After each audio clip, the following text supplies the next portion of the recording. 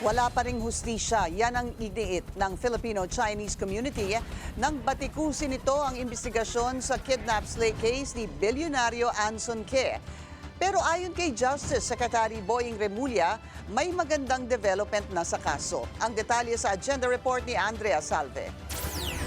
Inalmahan ng Movement for Restoration for Peace and Order ang pagkakadawit ng anak ni Filipino-Chinese bilyonaryo Anson Ke sa kidnap slay case nito. Hindi ikinatuwa ng Filipino-Chinese civic leader na si Teresita Ang Si, founder ng MRPO, ang pagiging person of interest ni Alvin Ke sa pagkamatay ng kanyang ama. Impormasyon na nanggaling umano sa isang kilalang leader ng Kidnap for Hire group na si David Tan Liao. Wala anyang physical or digital evidence na nagpapatunay dito. Sa mga tanong na patuloy na bumabalot sa kaso, giit ni Ang Si wala pa ring hustisya, taliwas sa idineklara ng PNP. Isa si Alvin Ke sa 6 na suspect na nakasaad sa referral ng PNP sa DOJ na sumalang sa preliminary investigation.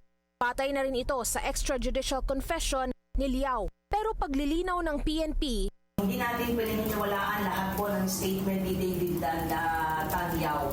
kasama rin nila sa mga anggulong kanilang tinitingnan ang posibilidad na diversionary tactic lamang ito ni Liao, kasabay ng kumpirmasyon sa buong loob na pakikipagtulungan ni Alvin Ke sa investigasyon.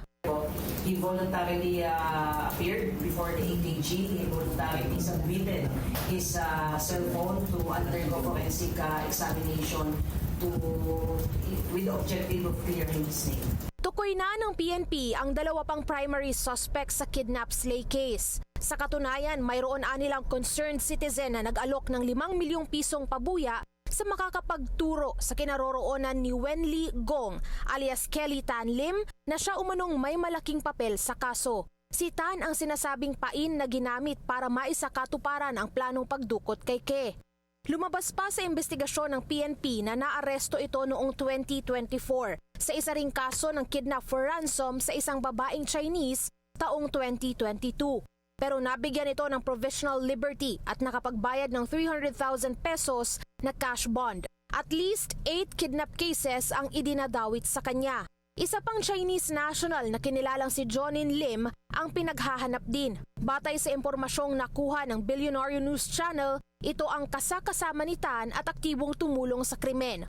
Ayon kay Justice Secretary Boying Remulla, kung anuman ang nasa referral ng PNP, hindi ito pinal at patuloy pa ang kanilang investigasyon sa kaso. We're still looking at the other theories of the case.